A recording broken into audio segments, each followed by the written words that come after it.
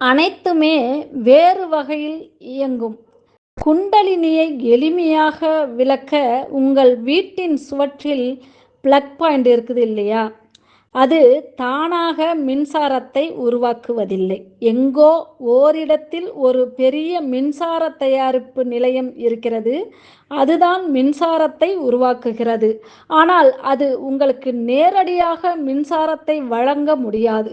இந்த plug point தான் உங்களுக்கு மின்சாரத்தை கொடுக்க முடியும். பெரும்பாலானவர்கள் அந்த மின் நிலையத்தை நினைத்து கூட பார்ப்பதில்லை இல்லையா? அவர்களுக்கு அப்படி என்றால் என்னவென்று தெரியாமல் இருந்தாலும், ஒரு மின்சாதனத்தை இந்த பிளக் பாயிண்டோடு இணைத்துவிட்டால் அந்த சாதனம் வேலை செய்யும் என்பது மட்டும் தெரிந்திருக்கிறது. இந்த குண்டலினியும் ஒரு பிளக் பாயிண்ட் போலத்தான். அதுவே ஒரு மின் நிலையம் அல்ல. இது 3 பின்களை கொண்ட பிளக் பாயிண்ட் அல்ல, 5 பின்களை கொண்ட பிளக் பாயிண்ட். இதை இப்படி பார்க்கலாம். உடலில் இருக்கும் 7 சக்கரங்கள் பற்றி நீங்கள் கேள்விப்பட்டிருப்பீர்கள். அது மூலாதார சக்கரம், அடிப்படை அல்லது ஆதாரமாக இருக்கும் சக்கரம். இது ஒரு பிளக் பாயிண்டை போலவும், அடுத்த 5 சக்கரங்கள் சேர்ந்து 5 பின்கள் கொண்ட ஒரு பிளக் போலவும் இருக்கிறது. 7வது சக்கரம் ஒரு பல்பை போன்றது. இப்போது பிளக் பாயிண்டில் சொருகினால் உங்களை பற்றிய அனைத்தும் ஒளிவிடுகின்றன. இப்போது உங்களை பற்றிய அனைத்தையும் படிக்க முடியும்.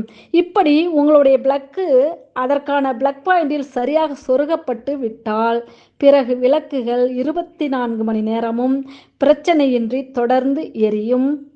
பேட்டரி தீர்ந்து விடுமோ என்று பயப்பட வேண்டிய அவசியம் கிடையாது. எனவே உங்களில் பிளக் சரியாக பிளக் பாயிண்டில் இணைக்கப்பட்டிருக்கும் போது நீங்கள் எல்லையில்லாத சக்தியின் மூலத்தோடு தொடர்பு கொள்கிறீர்கள். அதுதான் குண்டலினி. யோகா செய்வதன் அடிப்படையே அவர்களுக்குள் ஒரு சமநிலையை ஏற்படுத்துவதுதான். அந்த சமநிலை வந்துவிட்டால் பிறகு பிளக் பாயிண்டில் சரியாக சொருகி விடுவீர்கள். அப்படி சரியாக தொடர்பு கொள்ளும் போது எல்லையில்லாத சக்தியுடன் தொடர்ந்து தொடர்பில் இருப்பீர்கள்.